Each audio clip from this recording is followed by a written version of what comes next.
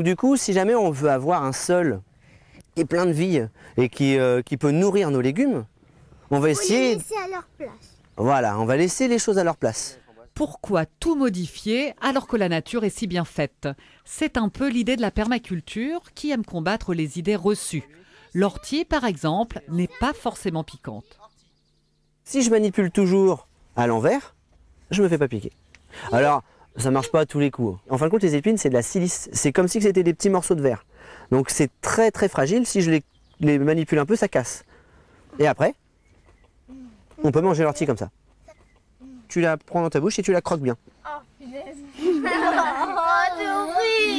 bon. C'est bon? Ça a le goût de quoi? La simple pelouse devient un terrain d'exploration.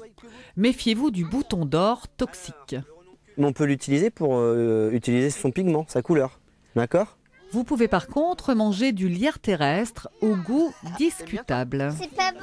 C'est pas bon? C'est dégoûtant. Ce que j'essaie de transmettre aux enfants en premier, c'est comment voir autrement les choses. Pourquoi aller se casser le dos avec une fourche alors qu'on sait que les vers de terre, si on les laisse vivre, il faut faire le travail à notre place. On peut très bien laisser faire un peu la nature, il y a des choses qui s'offrent à nous, quoi. Du bon sens qu'on a souvent perdu de vue. Pour favoriser ce retour aux sources, l'Arbre aux Étoiles organise régulièrement des initiations, toujours dans une optique éco-citoyenne.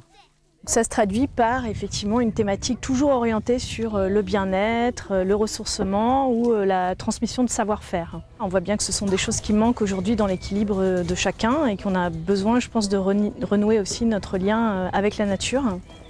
Les enfants ont apprécié la permaculture. Une session pour les adultes sera organisée fin mai après des stages de yoga et de sculpture.